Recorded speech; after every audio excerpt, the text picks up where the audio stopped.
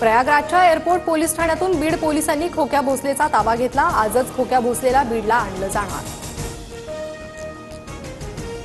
धनंजय देशमुख यांचे निकटवर्तीय दादा खिंडकर बीड पोलिसांसमोर सरेंडर। मारहाण आणि घरावरील हल्ला प्रकरणी दादा खिंडकरवर गुन्हा दाखल। हत्या प्रकरणातून लक्ष हटवण्यासाठी व्हिडिओ बाहेर काढतात। कार्यकर्त्यांचे व्हिडिओ काढून राजकीय डाव टाकला जातोय। बीडमधील मारहाणीच्या व्हायरल व्हिडिओवर जरांगेंचं वक्तव्य।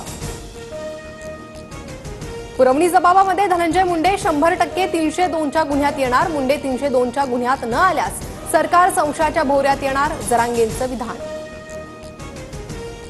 नाशिकमधील सीसीटीव्हीत दिसणारी व्यक्ती कृष्णा आंधळे नाही, नाशिक पोलिसांची माहिती। आंधळे गंगापूर रोड परिसरात फिरत असल्याच्या स्थानिकांच्या दाव्यानंतर पोलिसांची रात्रभर शोध मोहीम।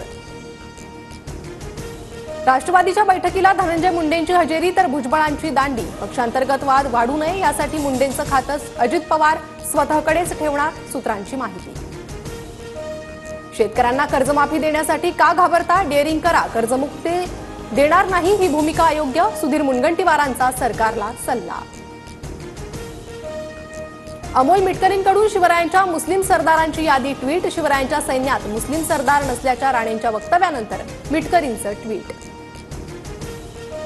विधानसभेत प्रश्न लावण्यासाठी नेत्यांच्या एजंटकडून पैशांचा व्यवहार, मकोका अंतर्गत कारवाई करा। परिणय फुकेंची विधान परिषदेत मागणी, तर कडक कारवाई करणार, योगेश कदमांचं आश्वासन। औरंगजेबाची कबर संरक्षित करण्याची गरज काय? औरंगजेबाची कबर नष्ट करा, शिवसेनेच्या नरेश म्हस्केंची थेट लोकसभेत मागणी।